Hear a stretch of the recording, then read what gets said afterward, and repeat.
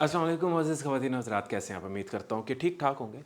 आज हमने बात करनी है मुसलमानों की इक़दार और मुसलमानों की कुछ अच्छी चीज़ों के मुतालिक। सबसे पहली चीज़ तो ये याद रखिए कि इस्लाम कभी भी ज़ोर और ज़बरदस्ती से नहीं फैला गया था।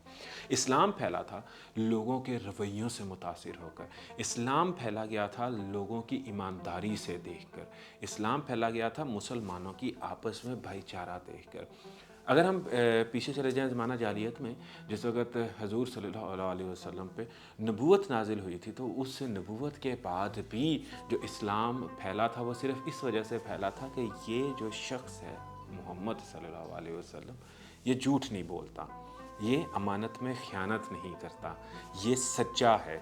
लोग उसकी बात को जुटला सकते ही नहीं थे। लोग हज़रत मोहम्मद सल्लल्लाहु अलैहि वसल्लम की बात को जुटला सकते ही नहीं थे। तो इसी तरह से दो वाक़यात आज आपके सामने पेश करने हैं। पहला वाक़या तो ये कि पुराने वक्तों में जिस वक़्त बाज़ार खुला करते थे, तो उस वक़्त जितने भी मुसलमान ताजर होते थे, वो अपनी दुकान के बाहर एक कुर्सी रख दिया करते थे कि एक तो जो पहला कस्टमर आता था दिन का, उसको प्रोटोकॉल देने के लिए, और फिर उसके बाद जब वो पहला कस्टमर ख़रीदारी करके चला जाता था, तो वो कुर्सी को उठा के अंदर रख लेते थे।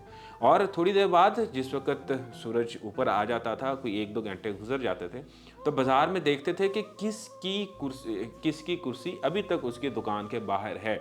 मतलब कि किसकी अभी तक बोनी नहीं हुई या किसका अभी तक कोई कस्टमर नहीं आया। तो फिर तमाम के तमाम लोग, जब भी कोई कस्टमर आता था तो वो कह देते थे कि हमारे पास ये फ़लानी चीज़ मौजूद नहीं है, आप उस दुकान से ले लें, आपको मिल जाएगी। ये थी मुसलमानों की इक़दार।